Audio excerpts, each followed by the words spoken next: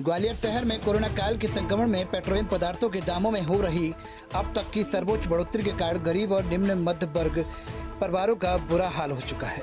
Petroleum पदार्थों पर वृद्धि का असर सीधा लोगों की रसोई से लेकर बुनियादी जरूरतों पर पड़ रहा है। ग्वालियर में रविवार को पेट्रोल 106 रुपये 73 पैसे और डीजल 97 रुपये 72 पैसे प्रति लीटर रहा। जानकारों का मानना है कि सरकार फिलहाल पेट्रोलियम पदार्थों के दामों में कोई रियायत नहीं देने जा रही है। अगले 5 साल 5 राज्यों में चुनाव है, उसके पहले पेट्रोलियम पदार्थों में के दाम में राहत की उम्मीद कम है। चुनाव के वक्त जरूर कुछ राहत सरकार दे सकती है। ग्वालियर से अतुल राठौर की रिपोर्ट। लगातार जिस तरह से मध्य प्रदेश के अंदर पेट्रोल डीजल की कीमतें लगातार बढ़ती आ रही है, कांग्रेस लगातार इस बात का विरोध कर रही है। किस तरह से पेट्रोल डीजल की कीमत किस तरह से कांग्रेस लगातार प्रदर्शन कर रही है? क्या है, भाजपा की जो सरकार है इसने डीजल पेट्रोलों के दाम को जो कंपनियों के ऊपर निर्धारित करके जिस तरह से मूल्य वृद्धि की, उससे साफ जाहिर हो चुका है कि इनका काम सिर्फ जनता को लूट खसोट करना है, जनता का शोषण करना है।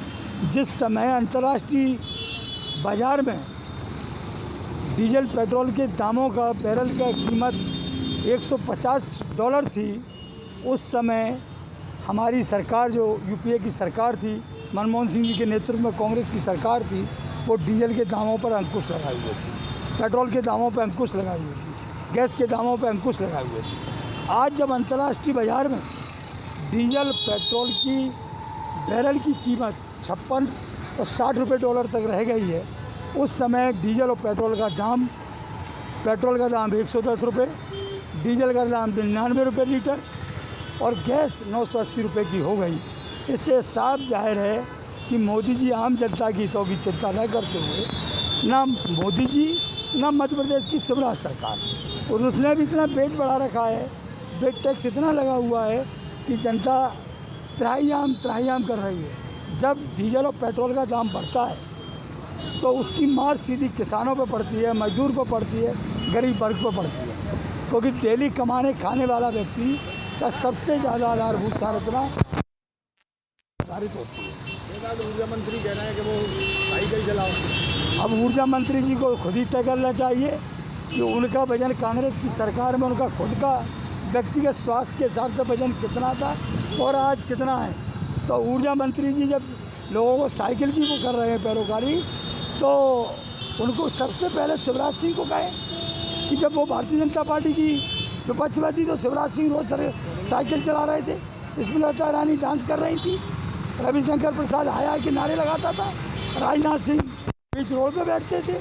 तो लग रही है भारतीय जनता पार्टी की सरकार, प्रदेश सरकार मनमानी कर रही है क्या सरकार की? भारतीय जनता पार्टी की सरकार बिल्कुल तानाशाहीपूर्ण रवैया अपनाए हुए जनता का शोषण करने रही है। उसका विकास से कोई वास्ता नहीं है, उसका एक ही वास्ता है कि जनता का शोषण कैसे किया जाए, उनको लूटा कैसे जाए और उनको जनता का जीना दूर कैसे किया जाए। भारतीय जनमानस की आज स्थिति जो हो गई है कि रोज़ कमाने खाने के बाद उसको संघर्ष करना पड़ रहा है। कांग्रेस की जितनी हितकारी योजनाएं थी, कांग्रेस के शासन के द्वारा बनाई हुई जितनी संपत्तियाँ थी, आज भारतीय जनता पार्टी की सरकार चाहे वो केंद्र की हो या राज्य की हो, उसको बेचकर उस पैसे का दुरुपयोग ही कर रही है, कोई काम तो कर नहीं रही है। आज देश की जनता की हालत क्या है? पहले भी यही मुद्दा था जब ये शिवराज सिंह जी ने साइकिल अभियान निकाला था, लेकिन कोई उसका अभी कांग्रेस के शासनकाल की मैं बात कर रहा हूँ ना, आ जाए ना। कांग्रेस के शासनकाल की मैं बात कर रहा हूँ कि कांग्रेस हमेशा जनता के हित की बात करती है। कांग्रेस का काम जनता का हित की भलाई है। कांग्रेस के 70 साल का जो आरोप लगाते हैं, उनको जो पूछिए, कांग्रेस की जो सरकार रही है 48 साल, 22 सालों की सरकार इन लोगों की मिलीजुली सरकारों में रही है, तो कांग्रेस ने हमेशा जनहित के निर्णय लिए हैं। आप 22 साल का ऐसा कानूनी एक कार्य बता दें भारतीय जनता पार्टी और भारतीय जनता पार्टी के सहयोगी दल कि उन्होंने जनता के हित में ये निर्णय लिए हैं। कोरोना काल में जिस तरह से मौतें हुई हैं, कांग्रेस जब उनका जवाब मांगती है तो उन पर FIR वगैरह हो रही है, क्या इस बारे में क्या? भाई आप ये बताइए, लोकतंत्र की परिभाषा क्या है? लोकतंत्र में हर किसी को अधिकार है कि वो अपना सवाल करे और आप उसका जवाब दो। आज आप हमको तानाशाहीपूर्ण रवैया अपना की बात करते थे कि इमरजेंसी में तानाशाही थी। मैं कहता हूँ आज ज़्यादा तानाशाही है। उस समय लोग समय पर काम कर रहे थे, लोगों को स्वास्थ्य अच्छा मिल रहा था, रेलें टाइम पे चल रही थी, कर्मचारी टाइम पे ऑफिस में जा रहे थे, भ्रष्टाचार शून्य था। लेकिन आज आपने अघोषित आपातकाल लगा रखा है, ना मीडिया स्वतंत्र है, ना जनमानस स्वतंत्र है, ना पुलिस स्वतंत्र है। भ्रष्टाचार का आलम ये है कि चारों ओर तराइया मचा हुआ है।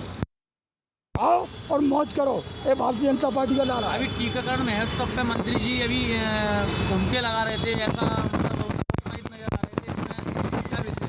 या जी आप ही देखो, जिस समय योग दिवस पर टीकाकरण हुआ तो 60 लाख से ऊपर गया, आज वो 17 लाख पर अटक गया। क्या ये नीति भारतीय जनता पार्टी के